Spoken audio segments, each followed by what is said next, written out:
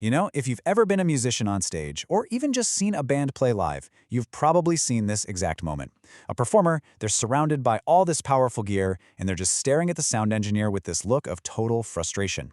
So yeah, let's dive into this huge, common, onstage mystery. Right? It's the universal complaint. It says four little words that just scream something has gone terribly, terribly wrong with the sound. And honestly, it's kind of the starting gun for this battle against physics that so many musicians feel like they're losing, night after night.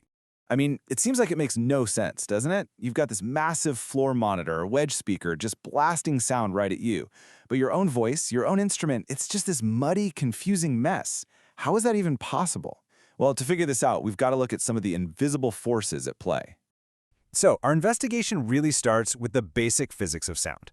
Turns out there are these invisible enemies on every single stage, just working against you, trying to ruin the clarity. Understanding them is absolutely the first step to beating them. Okay, so enemy number one is something called phase cancellation. The easiest way to think about it is to imagine sound like waves in a pond. When the high point, the peak, of one wave meets the low point, the trough, of another wave that's just like it, they basically cancel each other out. On stage, this means that parts of your sound, certain frequencies, can literally just vanish before they even get to your ears. Now there's a really nasty version of this, and it's called comb filtering. This is what happens when the sound from your monitor bounces off a hard surface, almost always the stage floor, and then mixes with the sound coming directly at you. This creates a whole bunch of these cancellations all at once, and it's what makes the audio sound all hollow and weird. And here you can really see the problem in action. You've got the direct sound, which is your pure, clean signal, but then you've got this reflected sound. That's the troublemaker. It has to travel a little bit farther because it's bouncing off the floor, so it gets to your ear just a millisecond later. And that tiny, tiny delay is all it takes to throw everything out of phase and create that awful, hollow, muddy mess. So the physics are already working against us from the get-go. But what happens next is the real kicker. The musician's totally natural reaction to hearing this bad sound is what actually kicks off a vicious cycle that just makes everything so much worse. Your good old floor wedge is already fighting an uphill battle. For one, it's competing with what we call the wash. That's all the sound from the drums and amps bouncing all over the stage. Plus, thanks to something called the inverse square law, if you just step back a foot or two, the volume you hear drops like a rock. So what do? You ask for more volume, right? Which pushes you closer and closer to that dreaded ear-splitting feedback squeal. So let's trace this downward spiral. It all starts with the mud. The sound is unclear. Your natural reaction is to ask the sound guy to turn up your monitor. But now that louder sound is bleeding right into your vocal mic. The mic picks it up, sends it back to the speaker, which makes it even louder, and the mic picks it up again. And that runaway loop is the piercing shriek of feedback we all know and hate. Now here's where it gets really interesting, because it all connects back to what we talked about earlier.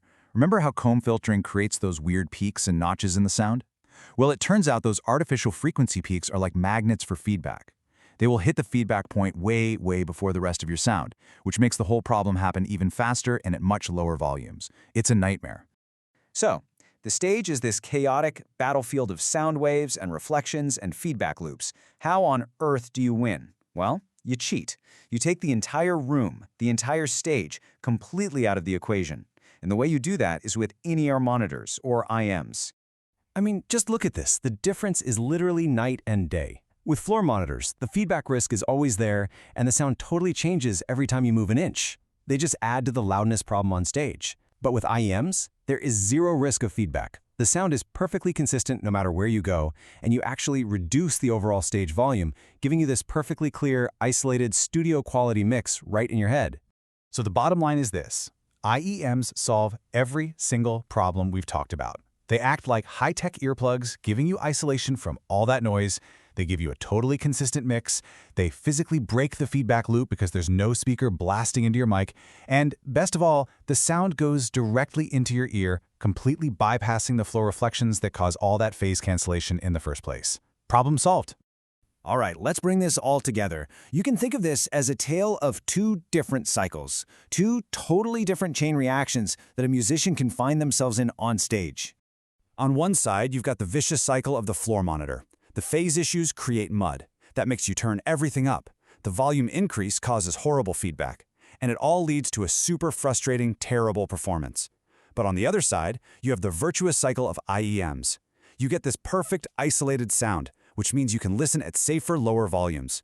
That makes the whole stage quieter and cleaner for everyone, and it all leads to a clear, confident, and totally controlled performance. So we've untangled the physics, we've traced the feedback loop, and we've seen how a pretty simple change in technology can completely transform the experience on stage. It really brings us to a final thought.